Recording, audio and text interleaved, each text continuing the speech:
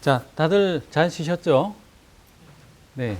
이 평일날 하는 세미나라 더 하고 싶어도 더 길게 못 합니다. 그래서 50분 안에 꽉꽉 채워서 하다 보니까 좀 내용이 많을 수도 있고, 그래서 부족한 부분들은 계속해서 오늘 진행한 내용들이나 뭐 파워포인트 파일이나 아니면 또 제가 소개해드리는 파일들은 전부 다 스카이 드라이브를 통해서 다 공개를 해드립니다. 그래서 그런 소스들을 잘 참조해서 만드시면 아마 어렵지 않고요. 그래서 저도 이번에 준비를 하면서 보니까 센서나 뭐 GPS 다루고 하는 방법들이 생각보다 너무 쉬워요. 그래서 이거 완전 사기 같은 그런 느낌마저 들 정도로 너무 쉽습니다. 그래서 센서 같은 경우도 하나만 다룰 줄 알면 나머지는 다 얻어 걸리는 식입니다.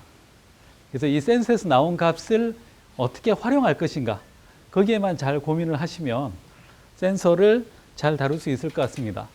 근데 센서가 중요한 게 아니라 이 센서가 있는 머신을 사는 게 중요합니다. 그렇죠? 이런 노트북하고 태블릿하고 가장 큰 차이점은 뭐냐면, 노트북은 그냥 노트북이잖아요. 이런 태블릿에는 센서가 다 들어있습니다. 그래서 이걸 테스트 하려면 한 대 사셔야 돼요. 다들 그 정도는 있으시잖아요. 그렇죠? 그래서 한 대씩 사시고, 이게 저도 이걸 이제 어디 가서 구걸을 해와서 빌려와서 테스트를 하고 있거든요. 왜냐하면 이 보통 GPS 같은 경우는 시뮬레이터에서 테스트가 되는데 센서는 테스트가 안 돼요. 이렇게 뭐 가로 세로 이 정도만 테스트가 되고, 여기에서 뭐 G 센서나 뭐 악셀레이터나 뭐 자이로스코프나 이런 것들은 따로 테스트가 안 됩니다. 그래서 한 대 사셔야 돼요. 네. 요즘 자꾸 홈쇼핑 직원 모드로 가고 있는데, 자, 오늘 내용을 시작하겠습니다. 좀 이따가 마치고 나서 경품 추첨을 할 예정입니다. 네, 마이크로소프트 웨지 키보드라고 이런 8인치 머신하고 같이 사용하기 아주 좋은 키보드가 있습니다. 그 다음에 컴포트 마우스, 그 다음에 달력이 몇 개 남아있네요. 예, 달력이 안 좋은 게 아닙니다.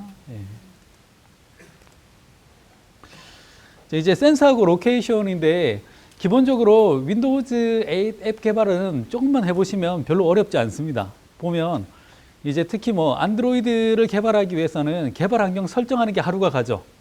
그렇죠. 깔다가 하루가 갑니다. 뭐 이클립스 깔고 뭐 깔고 순서 틀리면 포맷하고 다시 깔고, 그러면서 하루가 가는데, 이 윈도우즈 같은 경우에는 뭐 익스프레션 버전 같은 경우는 30분이면 다 설치가 됩니다. 딱 한 가지 제약이 있다면 윈도우 8.1이 있어야 된다는 거죠. 그렇죠. 그래서 윈도우 8.1을 난 죽었다 깨어나도 못 구해요 라는 분들은 따로 이야기를 하십시오. 네. 다들 알아서 잘 구하시던데, 그런데. 네, 잘 구해서 쓰시고, 네, 그렇게 하시면 될 것 같습니다. 정 안 되면 평가판을 깔아서 쓰는 방법도 있고요. 네, MS 직원 중에 친한 사람이 있으면 직원가로 구입할 수 있는 혜택도 있습니다. 네, 굉장히 싸요. 무엇을 생각하든 간에 그 이하로 살 수가 있습니다. 네, 그렇게 사시면 될 것 같고, 예, OS가 문제가 아니라 이제 센서하고 로케이션을 쓰기 위해서는 GPS가 들어간 장비가 많지가 않습니다. 그래서 그런 장비들부터 먼저 소개를 좀 해드리고, 네, 무슨 다단계 같아요. 이게 지금 국내에서 살 수 있는 모델인데, 저 오른쪽에 있는 게 레노버 믹스2입니다. 예, 사이즈는 이거하고 똑같은데 딱 요 정도예요. 8인치고, 이 8인치 제품들 같은 경우는 마이크로소프트가 OS를 되게 싸게 드려요. 그리고 오피스를 기본으로 얹어 드립니다. 그래서 저 안에 오피스가 포함되어 있고, CPU는 인텔의 베이트레일이 포함이 되어 있습니다. 그래서 배터리는 7시간. 요거는 델 모델인데 배터리가 10시간 가고요. 예, 장점은 인텔 CPU이기 때문에 비주얼 스튜디오가 실행이 됩니다, 이 안에. 근데 그게 굉장히 중요하죠. 그렇죠? 왜냐하면 이 자리에서 바로 디버깅을 해야 되잖아요. 그렇죠? 그래서 비주얼 스튜디오가 설치가 됩니다. 그래서 저는 여기 잘 안 보이시겠지만 까맣게 비주얼 스튜디오가 실행되고 있어요. 그래서 여기에다가 이제 블루투스 키보드 마우스 붙여서 눈을 크게 뜨고 개발을 했습니다. 그래서 오늘 간단한 데모를 보여드릴 수 있을 것 같습니다. 자, 그래서 이런 모델들이 나와 있다. 그래서 이런 모델들은 기본적으로 지자개 센서 있죠. 컴퍼스라고 하는 지자개 센서가 포함되어 있고, 다음에 3축 자이로스코프가 포함이 되어 있습니다. 다음에 이 두 모델의 차이는 뭐냐면 여기는 GPS가 포함되어 있어요. 여기는 GPS가 없습니다. 대신 HDMI 포트가 있어요. 그렇죠. 선택을 해야 되죠. 그렇죠. 얼굴이 예쁜 사람이 좋을까요? 몸매가 예쁜 사람이 좋을까요? 이런 선택과 비슷한 건데 저라면 GPS가 더 좋을 것 같아요. 네. 일단 들어보면 그립감이 아주 좋습니다. 자, 하이마트 직원 같아요. 네. 그다음에 요거는 제가 오늘 빌려서 온 에이서 모델인데 요거는 HDMI도 있고 네, GPS도 함께 포함된 모델입니다. 대신 두껍고 무거워요. 그렇죠? 공부 잘하고 못생긴 여자 같아요. 그다음에 이 오른쪽에 있는 건 기능은 많이 없는데 펜이 있습니다. 그래서 이 스타일러스 펜이 아니라 이게 무슨 펜이죠? 예? 와콤 타블릿 펜이 포함되어 있습니다. 그래서 그림이나 낙서하기에는 좋은데 센서가 부족해서 아트하기는 좋은데 개발자용으로는 별로 안 좋습니다. 그래서 이런 머신들이 나오고 있고 이런 머신들이 나오는 데는 인텔이 달라졌다. 그리고 인텔 CPU 한때 안 좋은 기억을 줬던 아톰 CPU 그렇죠. 모든 게 다 돌아갔지만 사람도 같이 돌게 했다는 바로 그 넷북의 추억을 다시 한번 아름답게 승화시킨 아톰 코드 코어입니다. 그래서 써보면 비주얼 스튜디오도 돌아가요. 저는 아직까지 안 돌고 있잖아요. 그래서 생각보다 잘 돕니다. 그렇죠. 그리고 오늘 그 디모 일보에 너무 빤한가? 예, 기자를 만났는데 여기서 LOL이 가능하다고 대단하다고 설명을 하더라고요. 예, 성능의 척도는 LOL인가 봅니다. 그렇죠. LOL이 돌아가면 괜찮은 머신, 그렇죠. 안 돌아가면 괜찮지 않은 머신 이렇게 되는가 봅니다. 근데 이 베이트레일이라고 하는 아톰 코드 코어에 이제 인텔이 달라졌다는 게 뭐가 달라졌냐면 원하면 그 안에 LTE 칩도 같이 넣어서 CPU를 만들어줍니다. 그래서 그 CPU 하나만 넣으면 CPU, GPU, LTE 다 됩니다. 그래서 이런 모델들이 또 조만간 또 한번 쓰라미가 돼서 한번 나올 겁니다. 그래서 그 아까 제가 보여드렸던 이 레노버 모델 있죠. 이건 한 500g 정도 합니다. 그냥 돼지고기 한 근에 라면 스프 하나 빼는 정도의 무게를 가지고 있는데 이게 CES에서 올해 태블릿으로 뽑힌 모델입니다. 윈도우 패드 중에서 뽑은 게 아니라 아이패드하고 다 포함해서 그래서 오늘 만들 것들에 대한 이 준비물을 설명을 해드릴 겁니다. 먼저 제가 GPS를 사용하겠죠. 그렇죠? 근데 GPS 좌표만 찍으면 좌표가 아니라 좌표만 찍으면 되게 심심할 거 아니에요. 그래서 맵을 띄워서 보여줄 텐데 빅맵을 띄워서 보여주면 와닿지 않아 하시는 분들이 많아요. 그래서 아 그래 뭐 마이크로소프트니까 라고 생각할 수 있을 것 같아서 다음 맵을 띄울 겁니다. 네. 똑같나요? 네. 일단 다음 맵을 띄워서 짜고 치는 고스톱이 아니다 라는 걸 먼저 보여드릴 거고요. 그 다음에 로케이션 센서를 사용하는 거고 사실 이 3번에서 7번까지는 훅 갑니다. 왜냐하면 다 똑같아요. 왜냐하면 따지고 보면 그 사기 클래스가 똑같은 거기 때문에 다 상속받아서 만들었어요. 그래서 사용하는 방법은 다 똑같습니다. 그래서 하나만 배우면 나머지는 훅 가는 그런 즐거움이 있습니다. 그렇죠. 이런 게 굉장히 솔솔한 재미죠. 하나만 아는데 다 쓸 수 있는. 자, 이제 제일 먼저 다운 맵이다 라고 말씀을 드리는데 네이버 맵도 꽤 괜찮죠. 그렇죠. 근데 왜 다운 맵을 했을까요? 별 이유는 없습니다. 그냥 제가 개발자 계정 만들어 준 데가 다음이라서 일단 다음으로 해봤습니다. 그래서 이 다음 맵 같은 경우는 이제 국내 지도 서비스죠. 그래서 딱 국내 지도만 나옵니다. 그래서 GPS 좌표를 태평양에 찍으면 허옇게 나옵니다. 그래서 이게 만약에 글로벌 서비스를 런칭한다라고 하면 뭐 빅맵이나 구글맵이나 이런 것들을 사용하시는 게 좋고요. 이게 딱 국내에서 뭐 배달 서비스 이러면 해외로는 배달 안 나갈 거 아니에요. 예, 그럴 때는 다운 맵이나 뭐 네이버 맵을 사용을 하시면 좋을 것 같습니다. 그리고 좀 더 디테일한 정보가 국내 지도는 더 좋죠. 다음에 웹 기반의 API가 제공되고 있고 예, 정확하게는 이제 웹 기반의 API라기보다는 자바스크립트 오브젝트를 줍니다. 그래서 이 작업을 할 때는 아주 심플한 수준의 자바스크립트 코딩만 할 수 있으면 됩니다. 뭐 누구처럼 막 대단하고 휘황찬란하고 요즘에 자바스크립트가 아니죠. 그렇죠. 그 정도 수준은 필요 없습니다. 그냥 뭐 기본식 정도만 아는 자바스크립트 코딩을 할 수 있으면 됩니다. 자, 그래서 이 작업을 하기 위해서는 다음 맵의 개발자 계정을 등록을 하셔야 되는데 dna.daum.net이라는 사이트가 있습니다. 저기 가시면 뭐 약간 트래픽의 제약은 있지만 개발자로 등록을 하셔서 작업을 하실 수가 있는데 제가 사이트에 한번 가볼게요.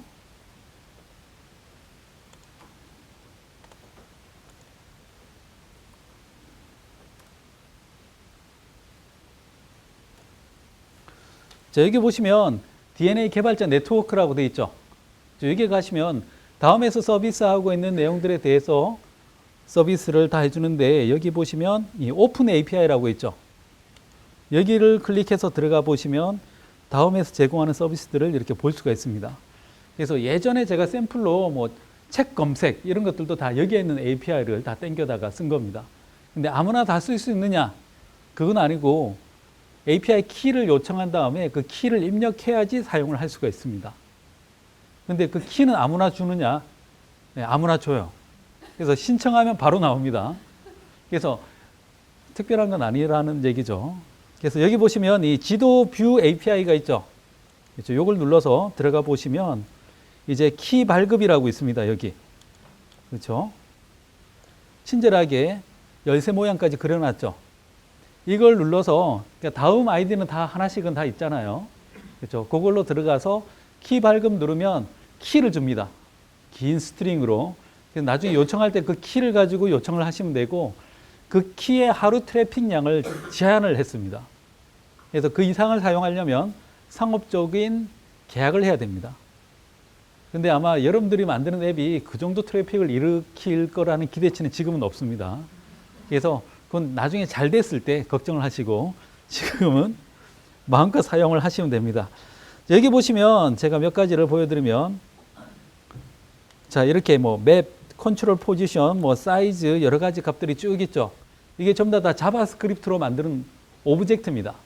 그래서 이걸 이용을 해서 만들면 된다라고 하면 되게 힘들어 하세요. 근데 다음에 생각보다 굉장히 친절하게 이런 작업을 해놨습니다. 기본 지도 생성하기 라고 하면 기본 지도가 나오고 자, 제가 여기서 자, 데스크탑 브라우저로 넘어와서 여기서 소스 보기를 해보면 자, 소스를 이미 다 돼 있어요. 그래서 이 소스를 땡겨다가 만들면 쉽게 만들 수가 있다는 겁니다. 이 소스의 내용을 제가 다음 지금은 아니지만 약간 살펴보면 자, 여기 보시면 이 APIs라고 돼 있죠. 그렇죠. 이 끊어 읽기를 잘못하면 되게 이상하죠. APIs라고 읽으면 안 됩니다. APIs라고 읽으시고 그다음에 여기 다음 점 넷에 맵인데 맵 버전이 3이라고 돼 있죠. 그렇죠. 벌써 이게 세 번째 버전이에요. 그래서 어떤 분들은 막 검색하다가 맵 두 번째 소스를 땡겨다가 해보고 안 된다라고 하시는 분들이 있는데 이건 세 번째 버전으로 하셔야 됩니다. 제가 어젯밤에 그랬습니다. 다음에 여기 보면 다음 맵, 뭐 데모 API 키 이렇게 나와 있죠. 여기에다가 본인이 할당받은 키 값을 주고 요청을 하면 됩니다. 그러면 요 한 줄 때문에 이미 자바스크립트 오브젝트가 다 들어와 있어요. 그렇죠? 그래서 여기 보면은 여기 init 함수가 있고요. init 함수에서 기본적으로 맵을 초기화시키는 코드가 들어가 있습니다. 근데 여기 초기화시킬 때 보면 자, 새로운 다음 맵을 만드는데 맵의 좌표를 이렇게 찍어놨죠. 그렇죠? 이 첫 번째 좌표가 이제 위도, 경도 이렇게 위치를 잡는데 이 좌표가 어디냐면 한남동에 있는 다음 본사예요. 그래서 기본 샘플은 어떻게 하든 다 한남동으로 가게끔 되어 있습니다. 그렇죠? 자, 그 다음에 여기 보시면 이 레벨 3가 있죠. 이건 뭐냐면 확대 축소하는 레벨을 얘기합니다. 그래서 나중에 여러분들이 이 값을 수정할 때 이걸 최대 14까지 할 수 있어요. 14까지 하면 한반도가 다 보일 겁니다. 그리고 옆에 빈칸도 다 보일 거예요. 그렇죠? 그래서 이 레벨 값을 조정하는 자바스크립트를 작성해서 그걸 윈도우즈 8 앱에서 호출하면 이 맵이 동작하기 시작할 겁니다. 자, 말은 쉬운데 실제로 해보면 더 쉬워요. 자, 여기까지 일단 제가 설명을 해드렸습니다. 자, 그래서 일단 다음 맵에 가서 다음 쪽에 가서 개발자 키를 요청하시고 돈 안 듭니다. 다음에 여기 요거 말고도 이제 쇼핑이나 검색이나 이런 API들이 다 있어요. 그래서 이런 것들을 호출해서 나중에 앱을 만드실 때 도움을 받을 수도 있고, 그다음에 여기 보시면 이 지도 뷰 API가 있죠. 여기에 들어가서 사용하는 방법이나 이런 것들을 다 참조를 하실 수가 있습니다. 자, 그래서 이제 기본 지도를 생성하는데 아까 봤던 그 코드예요. 그래서 여기에다가 이제 약간의 코딩을 해서 만들어 나가게 될 겁니다.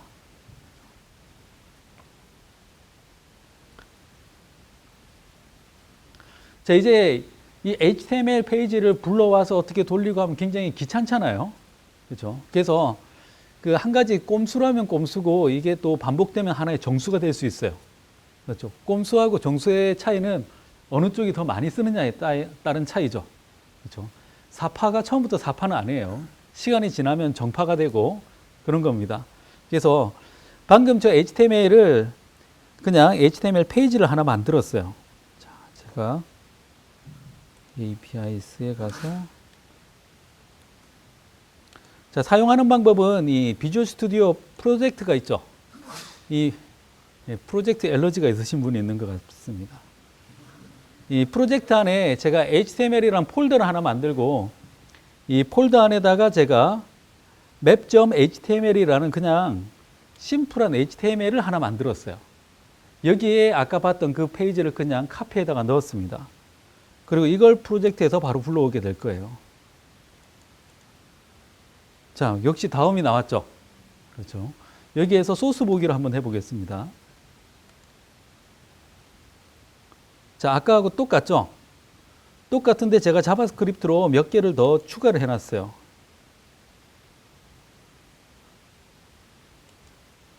자, 여기 보면 뭐라고 되어 있냐면 맵에 paint2라고 되어 있죠. 그렇죠? 이 paint2라고 하면 이건 뭐냐면 이 paint2라고 하고 이 뒤에 위도 경도를 주면 그쪽으로 스무스하게 이동을 해요. 그래서 왜 지도에서 우리가 그 다음 좌표를 주면 이렇게 스무스하게 이동하죠. 그걸 실행하는 이건 다음에서 주는 API를 이용을 해서 자바스크립트로 이만큼 짠 겁니다. 그래서 나중에 윈도우즈 8 앱에서 이 자바스크립트 함수를 콜하게 되면 자연스럽게 맵이 이동을 할 거예요. 자, 이걸 왜 할까요? 이거 가지고 나중에 내비게이션 할 수 있겠죠. 그렇죠? 이동할 때마다 GPS 좌표를 받아서 계속 셋 센터를 계속 부르면서 자바스크립트로 GPS 좌표를 여기다가 계속 심어주면 이게 자연스럽게 움직이겠죠. 그렇죠? 물론 길은 알려주지는 않겠지만 지금이 어딘지는 알려주겠죠. 그렇죠? 그래서 거기까지는 쉽게 만들 수가 있다는 얘기입니다. 그래서 그걸 하기 위해서 요건 그냥 제가 테스트로 넣은 거고, 여기 보시면 무빙이라는 자바스크립트가 있죠. 여기 보면 정말로 위도하고 경도를 받아서 여기다가 값을 주고 있는 게 보입니다. 이렇게 하면 이 좌표만 주면 이쪽으로 바로 이동이 됩니다. 그렇죠? 그래서 그거를 좀 이따가 한번 볼 거고요. 자, 그 다음에 또 하나 더 만들어 놓은 게 set 레벨이라는 게 있는데, 맵이라는 게 다운 맵 객체입니다. 다운 맵에서 제공하는 객체 중에 set 레벨이라고 있어요. 이건 뭐냐면 아까 제가 확대 축소 레벨이라고 했죠. 그렇죠? 그거를 지정해 주는 건데, 여기다가 레벨 4, 3, 2, 1 해서 14하면 제일 작게, 그리고 1하면 제일 확대를 한 그런 상태로 세팅을 할 겁니다.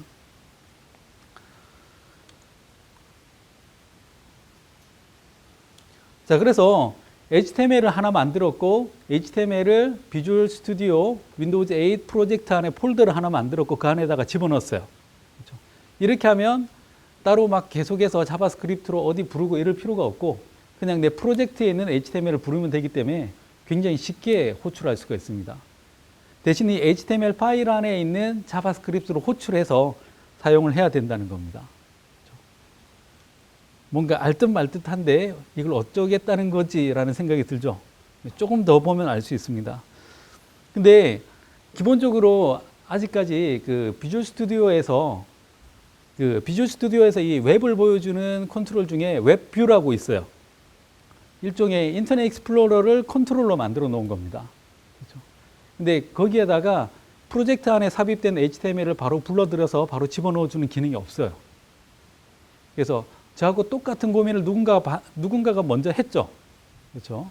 그래서 검색을 하면 다 답이 나옵니다. 그래서 제가 답을 찾은 게 바로 이 코드입니다. 그렇죠? 제가 예전에 막 두 개의 테이블에 있는 내용을 병합하고 이런 걸로 한 3일 동안 고생을 한 적이 있었어요. 예전에 개발할 때. 그래서 3일 동안 고생해서 만들었어요. 무려 1500라인. 막 머리를 고민했죠. 그래서 신이시여 진정 이 코드를 제가 만들었습니까? 라고 했는데 지나가면서 누가 지나가면서 얘기를 하더라고요. 그 데이터셋에 머지 메소드가 있어요. 라고 해서 헛 하는 순간 보니까 한 줄로 끝났어요. 버그도 없고 속도는 더 빨라요. 그래서 그런 게 진정한 멘붕이죠. 그래서 요즘에는 선 검색 후 코딩입니다. 그래서 선 검색한 결과가 이게 나왔어요. 자, 이게 뭐냐면 로컬에 있는 파일은 그냥 파일이죠. 이걸 불러들이기 위해서는 스트림으로 불러내야 됩니다. 그래서 스트림을 바로 메모리에 올리고 그걸 웹뷰에다가 연결시키면 HTML을 스트림으로 뽑아서 웹뷰에다가 연결시키면 웹뷰에 나타나게 돼요. 그래서 그걸 하기 위해서 로컬에 있는 파일을 스트림으로 뽑는 코드입니다. 이 코드 자체가. 그 몇 가지만 보면, 자, 일단은 URL이 있죠. 그렇죠? URL이 있는데, 이 경로에 msappx라고 하면 현재 프로젝트 안에 있는 파일을 불러오겠다는 겁니다. 다르게 얘기하면 앱 패키지가 설치되고 나서 그 패키지가 설치된 그 폴더를 불러내겠다는 뜻이죠. 자, 그 다음에 HTML이라고 되어 있죠. 제가 아까 그 프로젝트 안에 HTML이라는 폴더를 만들고 그 안에 집어넣었죠. 그렇죠? 그래서 그 안에 있는 파일을 가져오겠다라고 하고 있습니다. 그래서 여기에다가 패스에는 뭘 집어넣을까요? 그냥 파일 이름을 쓰겠죠. 그래서 파일 이름은 map.html이다라고 쓰게 될 겁니다. 자, 그 다음에 기본적으로 파일 IO를 담당하는 파일이 여기 보면 스토리지 파일 클래스가 있죠. 이걸로 스트림을 만들어서 바로 리턴을 해줍니다. 그래서 이 부분을 이용을 해서 나중에 파일 형태로 있는 HTML을 스트림으로 받아서 그걸 웹뷰에다가 바로 넣어서 웹뷰에 그 화면이 나타나게끔 할 겁니다. 자, 과연 될까요? 예, 되니까 설명을 해드리겠죠. 자, 그 다음에 이 웹뷰 컨트롤에서 이걸 어떻게 불러내는지 제가 보여드릴게요. 자, 제가 이 웹뷰 컨트롤을 화면에 하나를 추가를 했고, 그걸 웹맵이라는 이름으로 했습니다. 그리고 나서 스트림을 불러들여서 로드하는 부분이 바로 이 build local stream URI라고 되어 있죠. 메소드가 점점 길어지는 경향이 있어요. 근데 걱정 안 하셔도 되는 게 점 찍으면 나오죠. 그렇죠? 그래서 이렇게 하면 일단 기본적으로 이 경로를 만들고 이 경로에 해당하는 걸 불러오기 위해서 스트림을 불러오기 위해서 방금 제가 만든 스트림 URL winrt resolver라고 해서 클래스를 하나 만들고 이 만들어진 이 클래스 자체를 실제로 하는 건 여기 보면 웹 뷰 컨트롤 안에 navigate to local stream URI라고 하는 이 메소드가 스트림으로 되어 있는 URL의 경로에 있는 파일을 불러들이는 역할을 해줍니다. 그래서 스트림 만들고 한 건 그 전 단계의 작업을 해준 거죠. 그래서 이렇게 하고 나면 바로 불러들이게 됩니다. 자, 제가 보여드리기 위해서 제가 센서를 몇 가지 추가를 했는데 그게 이 컴퓨터에서는 지금 센서가 없어서 실행이 안 돼요. 그래서 제가 여기에다가 설치를 해왔습니다.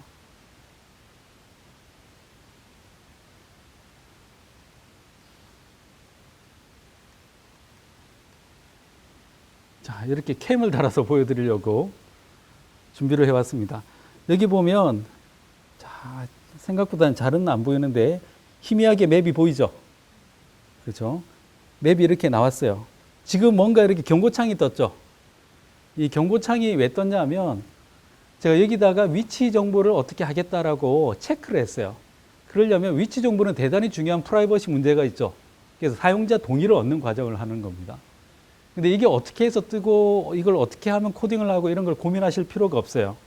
그거는 이제 좀 이따가 다시 보여드리겠습니다. 자, 그 다음에 이 웹뷰 컨트롤을 좀 더 보기 전에 로케이션 서비스를 어떻게 사용하는지를 보여드리겠습니다. 이 로케이션 서비스를 사용하는 방법은 기본적으로 우리가 이 위치 정보를 얻는 방법이 몇 가지가 있어요. 정확하게는 4가지 방법이 있습니다. 위치 정보를 받아오는 방법이. 집에서 페이스북을 하는데 갑자기 우리 동네 이름이 딱 떴죠. 깜짝 놀랐죠. 집안에 있는데. 그게 바로 IP를 기반으로 해서 대충 매핑해가지고 너 성남시지라고 때리는 겁니다.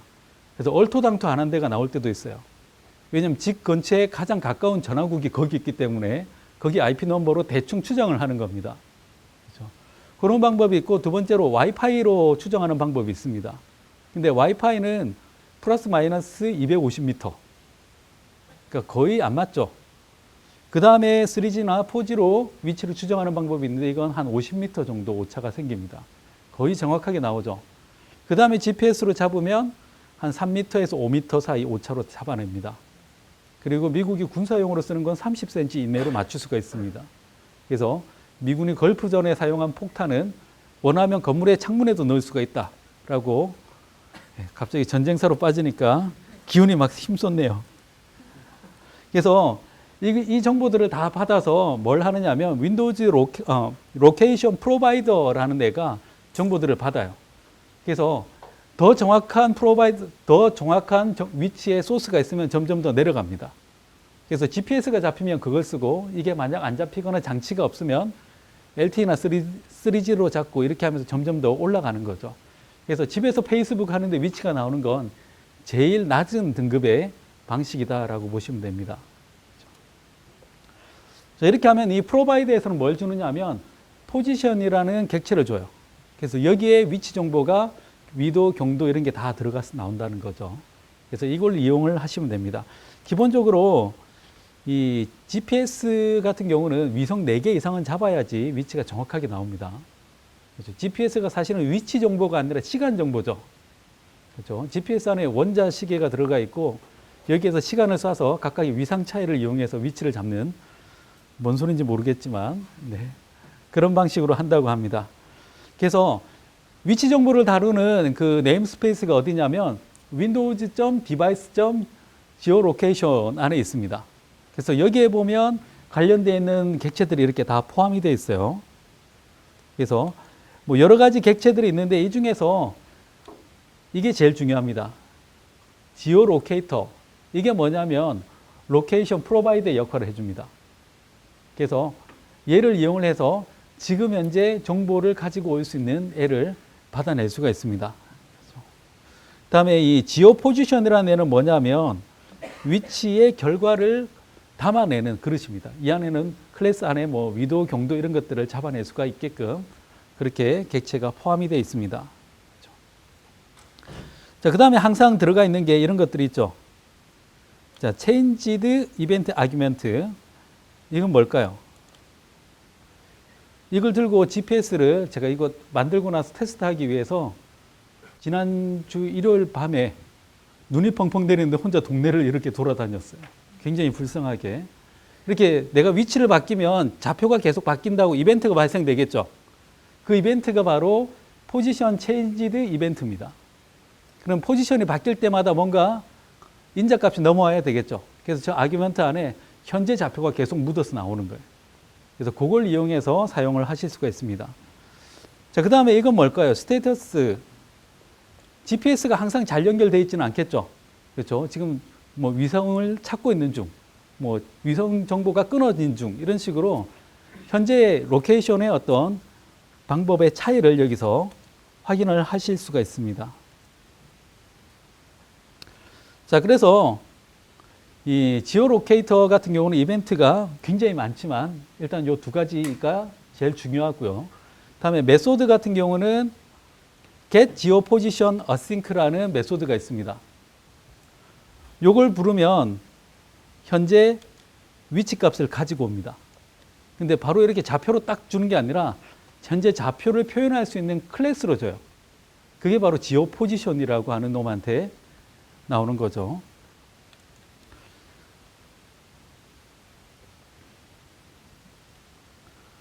자, 그래서 몇 가지 설명이 더 있는데 이 프로퍼티는 일단 빨리 넘어가고요. 자, 여기서 이제 이걸 사용하는 방법은 계속해서 반복됩니다. 그래서 이 코드는 한 번만 보시면 돼요. 자, 일단은 geolocate라는 클래스가 있죠. 그렇죠? 그냥 이렇게 부르시는 게 아니라 위에 유직문을 썼겠죠. windows.device. 뭐, 예, 그렇게 썼겠죠. 그래서 이 geolocator 객체를 하나 만들고, 그 다음에 new 해서 객체를 정확하게 하나를 만들었을 겁니다. 그렇죠? 자, 이제 코드가 나오니까 숙연한 분위기가 나오기 시작해요. 자, 그 다음에 사용하는 방법은 아주 쉽습니다. 저도 이게 이렇게 쉬웠나? 라고 예전엔 굉장히 어렵게 했던 기억이 나는데, 방금 만들었던 그 객체한테 뭘 했습니까? 현재 포지션을 가지고 와라 라고 했죠. 그렇죠? 그래서 이 포지션을 담는 객체를 포스라는 이름으로 하나 만들고 이걸 여기에다가 집어넣었어요. 그 다음에 여기에 보시면은 코디네이터의 뭐 위도, 그 다음에 코디네이터의 경도라고 하면 이건 또 정확도, 이런 정보들, 다음에 현재 연결 상태 이런 것들을 다 가지고 올 수가 있습니다. 이때 리턴 되는 값은 되게 정밀해요. 그래서 뭐 37점 얼마 이렇게 나오기 때문에 더블 형태로 리턴이 됩니다. 그래서 이걸 toString 해서 값을 가지고 왔어요. 그래서 이렇게 사용을 하시면 되고, 다음에 보셔야 되는 게 코드를 이렇게 다 짰어요. 근데 이상하게 동작이 안 돼요. 미칠 것 같아요. 그건 미쳐도 해결이 안 됩니다.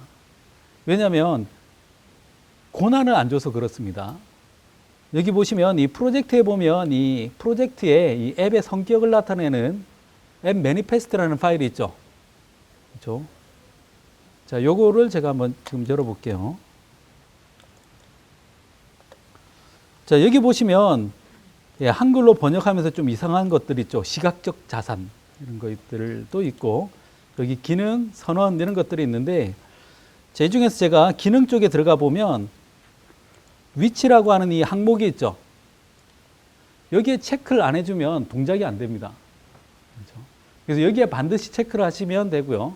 그리고 체크를 하자마자 이걸 실행을 시킬 때 위치 정보를 사용하시겠습니까? 라는 걸 사용자한테 묻는 겁니다. 그래서 사용자가 거기다가 확인하는 순간 네, 개인정보를 주는 거죠. 그렇죠. 하마터면 털린다는 표현을. 네, 네, 요즘 상태가 좀 그렇죠. 그래서 이렇게 하면 네, 이렇게 묻는 겁니다. 묻는 창이 나타나는 거예요. 그렇죠. 보이긴 하네요. 그래도 일단 이럴 때는 무조건 동의를 안 해주면 동작이 안 되죠. 그렇죠. 이게 나쁘게 생각할 건 아니고 지금 현재 상황은 이제 그런 셈이죠. 내가 개인정보를 좀 주는 만큼 얼마나 더 편해질 거냐. 그래서 편함과 개인정보 사이에서 이제 저울질을 하는 게 요즘에 어떤 상황입니다. 사실 요즘에 서비스들을 많이 사용하잖아요.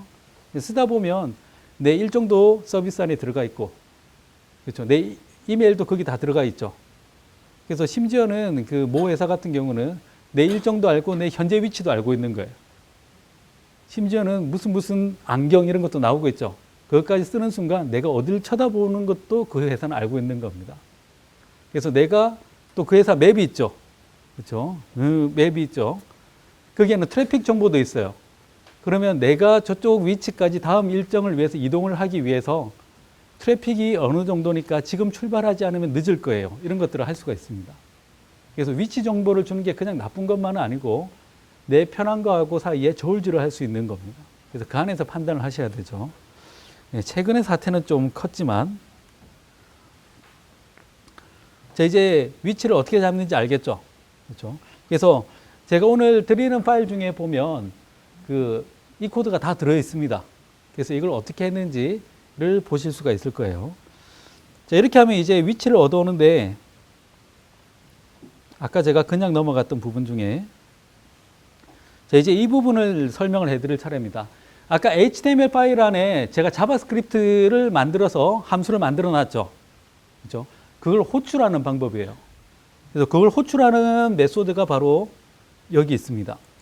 여기 보면 웹 컨트롤이 있고 웹뷰 컨트롤이 있고 여기 invoke script async라는 메소드로 호출하면 해당되는 웹페이지 안에 있는 자바스크립트를 불러내는 역할을 해줍니다. 요거 한 줄에. 자, 그런데 그 안에서 제가 이 moving이라는 함수를 호출해요. 근데 그 위치로 이동을 하라라고 할 때 뭘 줘야 됩니까? GPS 좌표를 줘야 되겠죠. 그렇죠? 근데 여기에 보면 아이고. 네, 당황했습니다. 이 스크립트에 보면 moving이라는 자바스크립트 함수를 호출하는데 이 뒤에 보면 항상 인자값이 하나밖에 없어요. 여기에는 배열입니다. 그래서 배열로 만들면 인자값을 뭐 100개든 1000개든 넘길 수 있을 거 아니에요. 그렇죠? 그래서 위에 보시면 이 배열을 만들어내는 과정이 있어요. 그래서 첫 번째 배열에는 아까 그 위치 정보가 들어있는 것 중에 포스가 있죠. 포스에 코디네이터에 포인트에 포지션에 위도, 투 스트링 해서 집어넣고요. 두 번째 배열에는 경도를 집어넣은 다음에 이 템프라고 하는 이 배열을 인자값으로 주는 겁니다. 그래서 위도, 경도를 주면서 무브를 호출하게 되죠. 그러면 해당되는 위치로 딱 이동이 됩니다. 참 쉽죠? 그래서 해당되는 위치로 이동이 될 겁니다.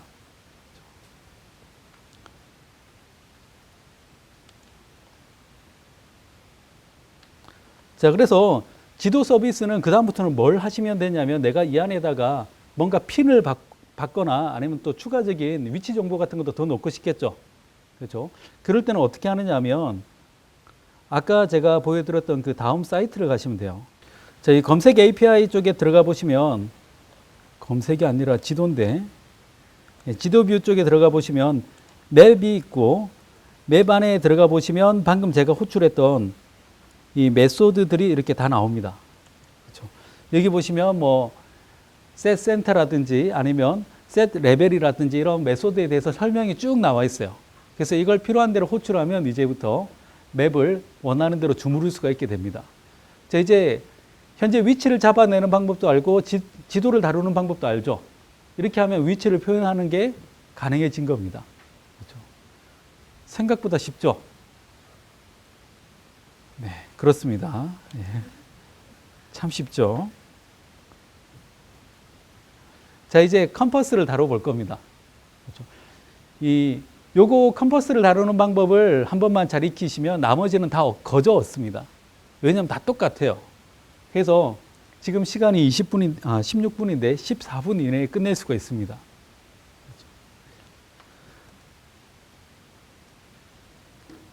자, 이 센서를 다루는 방법은 사실 이 안에 그렇게 많이 센서가 있지 않아요. 몇 개밖에 없습니다.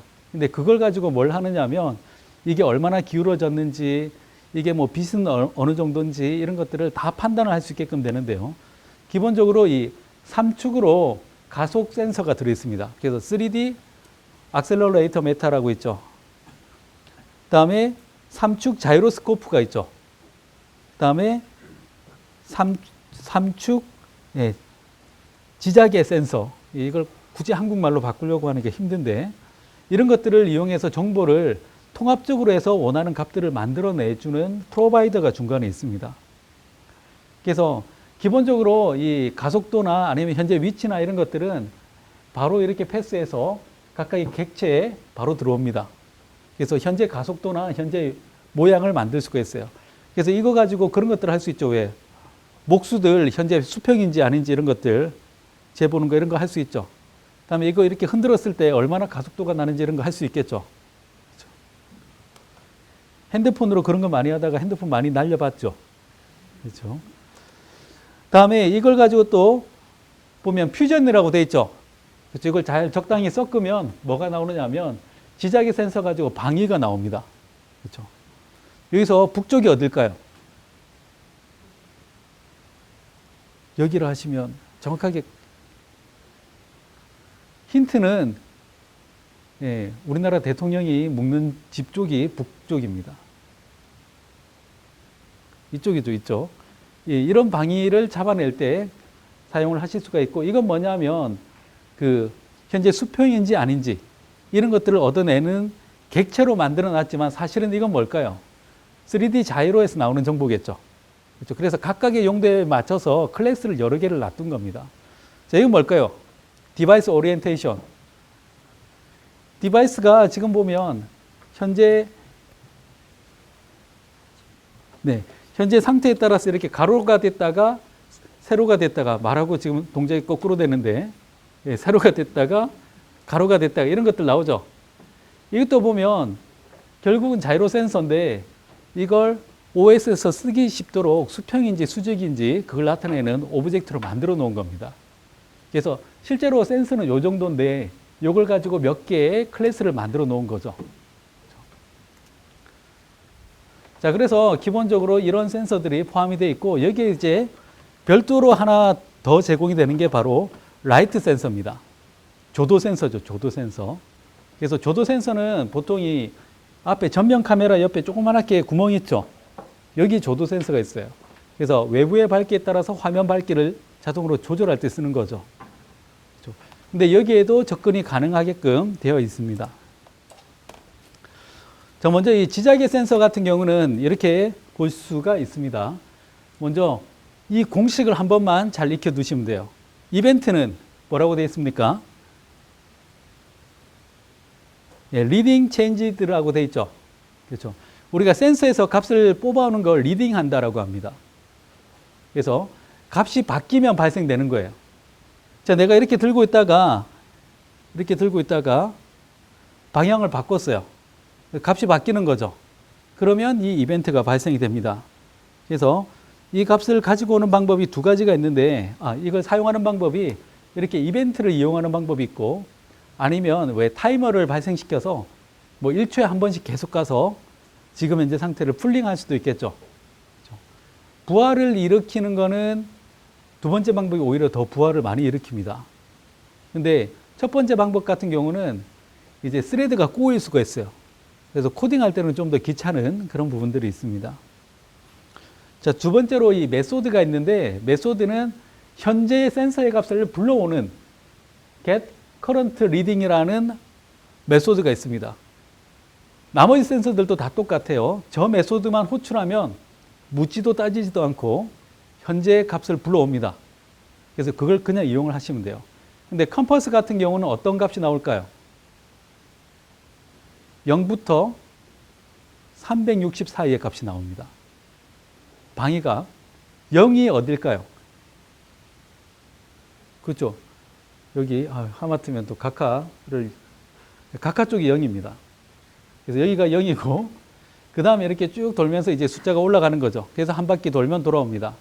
그래서 이걸 나중에 나침판하고 1차 시켜 놓으면 거꾸로 돌아요.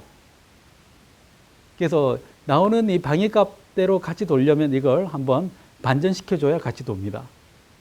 그 이유는 이제 한번 해보시면 이해가 될 거고요.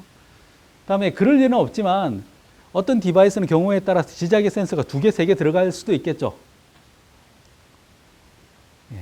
그럴 리는 별로 없지만 그럴 경우에는 get default라고 하는 건 뭐냐면 여러 개의 센서 중에서 기본값으로 지정된 센서를 가지고 오는 겁니다. 그래서 현재 사용할 센서를 고르는 게 바로 get default입니다. 그래서 get default라는 메소드를 이용을 해서 현재 센서를 불러내고 그 센서한테 뭘 하느냐 하면 get current reading을 해서 현재 값을 불러내면 되는 거예요. 그렇죠?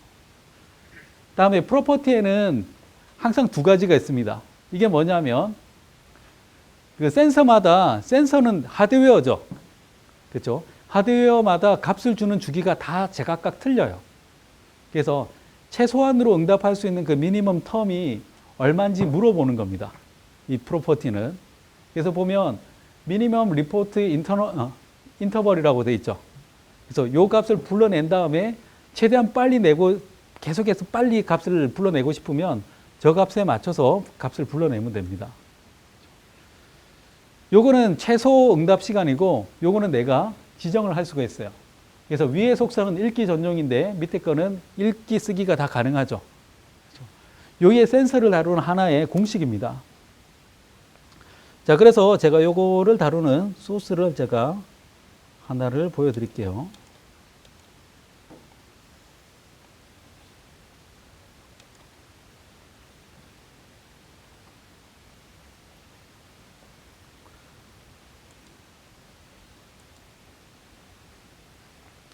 자, 여기 코드에 보시면, 자, 먼저 이건 어떤 코딩하는 하나의 습관 중에 하나인데, 기본으로 제공되는 네임스페이스에서 내가 추가할 때는 이렇게 한 칸씩 띄죠. 그렇죠. 그래서 내가 추가한 네임스페이스다라는 걸 나타내주고 있고요. 여기 보시면 제가 추가한 게, 자, 이 네임스페이스를 보면 분리가 되어 있습니다. 이 GPS도 하나의 센서의 일종이다라고 보고 있지만 다루는 방법이 틀리기 때문에 GPS와 같은 위치 정보는 윈도우즈의 디바이스의 지오로케이션, 네임스페이스에 있고요. 다음에 센서들은 윈도우즈 디바이스의 센서에 있습니다. 자, 그 다음에 위에 멤버 변수로 제가 이런 센서들을 쭉 정의를 했어요. 그죠? 자, 위에는 이제 GPS를 정의했고, 위치 정보를 정의했고, 다음에 여기 보면 각종 센서들, 를 다 정의를 해놨습니다. 자, 그 다음에 밑에 보시면은 제가 또 뭘 불러냈냐면,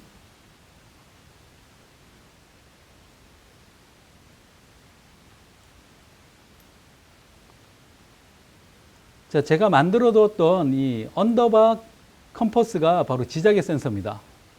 여기에서 get current reading이라고 했죠. 그럼 현재 방위각을 불러내겠죠.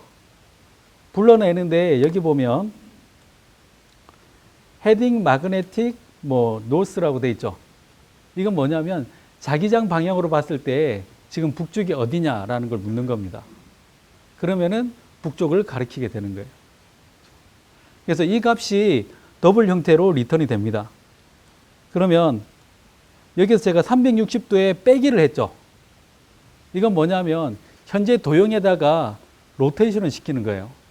그러니까 예전에 여러분들이 코딩할 때 시계 바늘 이런 거 시계 예제 같은 거 할 때 각도 돌리는 거 되게 힘들었잖아요. 그렇죠? 삼각 함수를 써야 돌릴 수가 있었죠. 근데 이 윈도우즈 8에서 제공되는 이 재물 같은 경우는, 자, 여기 제가 코드에서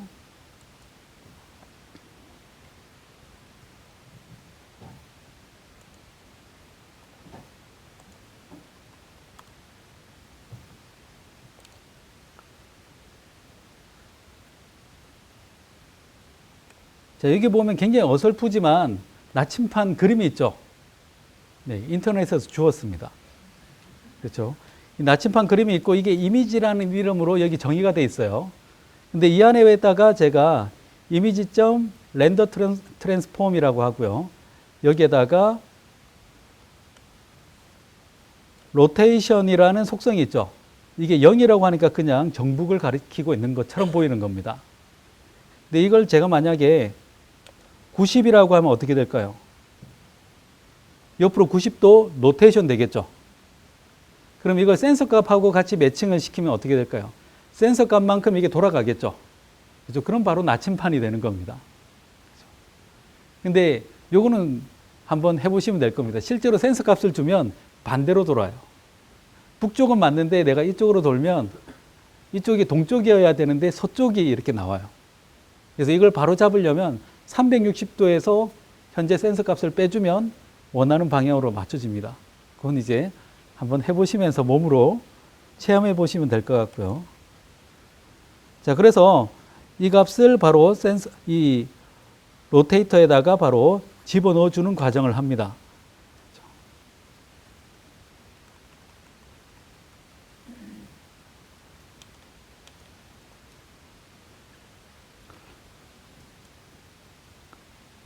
자, 여기 보시면 트랜스폼 로테이션이라고 되어 있죠. 그렇죠? 여기에 로테이션 각도에다가 제가 360도 빼기 현재 센서에서 받아온 값을 넣은 거예요. 이렇게 하면 돌 때 같이 돌겠죠. 그래서 이걸 제가 보여드리기 위해서는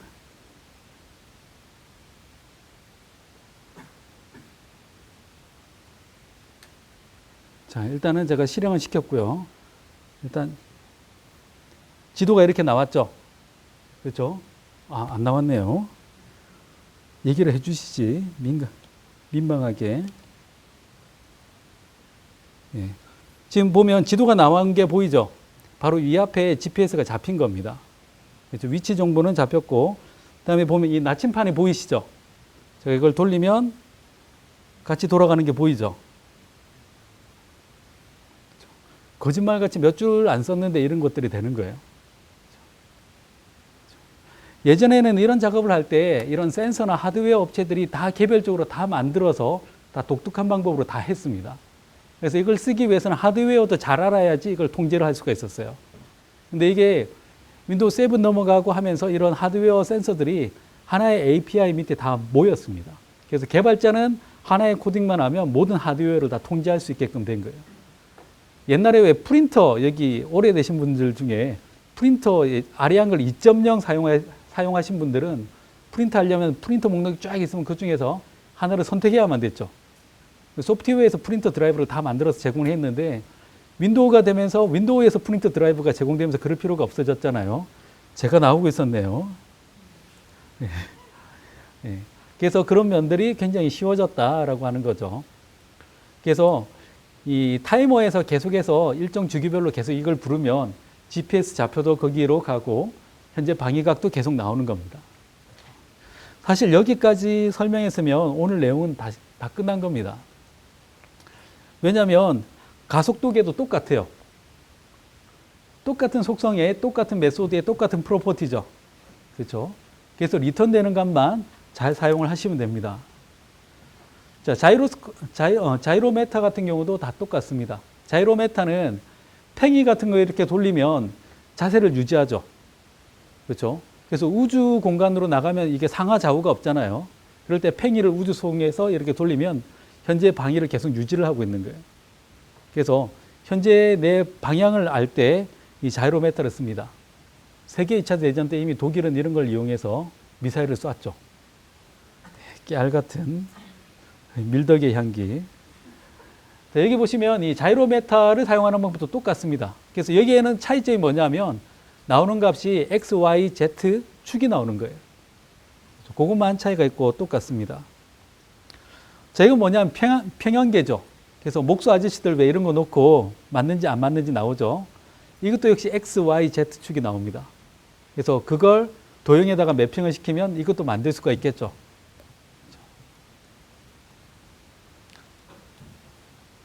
다음에 이제 라이트 센서 하나 남아 있는데 이 라이트 센서 같은 경우도 사용하는 방법은 똑같습니다. 대신 이제 리턴 되는 값이 빛의 세기가 나오겠죠. 그렇죠? 그래서 제가 드리는 이 샘플 예제에 보면 또 안 나오네요. 제가 또 그 사이에 닫아버렸는데 자, 마지막으로 이것만 보여드리겠습니다.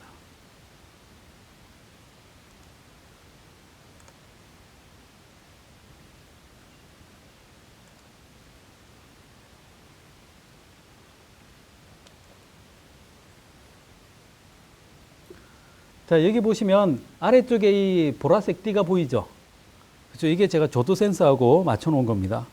그래서 이 앞부분의 조도 센서를 가리면 제가 딴 데를 막았나 봐요. 그렇죠? 분명 집에서는 잘 됐는데 이제 떨어졌죠? 그렇죠? 열면 꺼졌네요. 네. 아무튼 되는 걸 확인했고요. 네. 이렇게 해서 조도 센서하고 연동을 해서 작업을 하실 수가 있습니다. 그래서 이번 달 내용은 이런 것들을 지금 윈도우즈 안에 있는 센서들을 이용하는 걸 써봤고요. 이제 다음 달에는 이제 외부에 있는 센서들을 이용을 해서 사용하는 방법을 해볼 겁니다. 요즘에 보면 왜 사물 인터넷 이런 얘기들도 많이 하고 여러 가지 이야기들을 많이 하죠. 그렇죠? 그런데 보면 한 가지 공식이 있어요. 공식이 뭐냐면 현재 상황을 파악하는 각종 센서들을 사용을 하는 게 첫 번째고요. 그래서 그 센서들이 들어있는 간단한 디바이스를 만들고 그래서 디바이스에 만들어진 정보들을 전부 다 걷어다가 클라우드에다가 다 넣어요. 그러면 이 데이터가 쌓이면 어떤 의미 있는 데이터가 나오겠죠. 그래서 그걸 앱으로 보는 겁니다. 그래서 제가 지지난주에 샀던 체중계가 23만 원짜리가 있어요. 미쳤구나 라고 할 수도 있지만 그 체중계 같은 경우도 제가 올라가면 제 체중도 나오고 체지방도 나오고 그다음에 저희 집 CO2 레벨까지 다 측정을 해줘요. 그리고 그 데이터가 전부 다 클라우드에 들어가고 제 핸드폰으로 볼 수 있게끔 되어 있습니다. 그래서 여기서도 저는 집에 누가 체중계에 올라갔는지를 알 수가 있어요. 그래서 집사람의 체중을 여기서 원격에서 다 체크를 하고 있습니다. 그렇죠? 그래서 그런 것들을 하기 위한 기본적인 방법들을 설명을 해드릴 겁니다.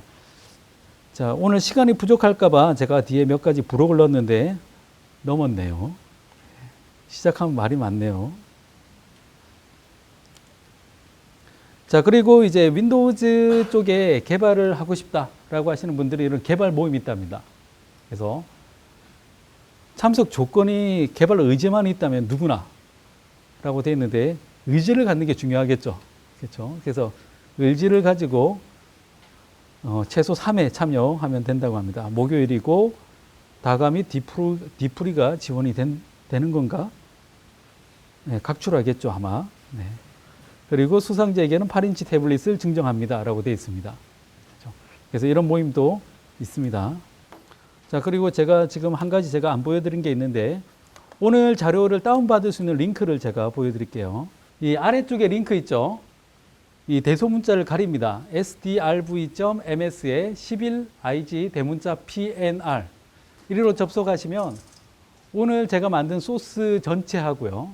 그다음에 발표 자료도 제가 두 사람 걸 모아서 여기다가 올려놓도록 하겠습니다. 그래서 여기에서 다운받아서 테스트를 해볼 수 있고 위에 있는 페이스북은 제가 개인적으로 전쟁사와 IT 뉴스를 전하는 페이스북입니다.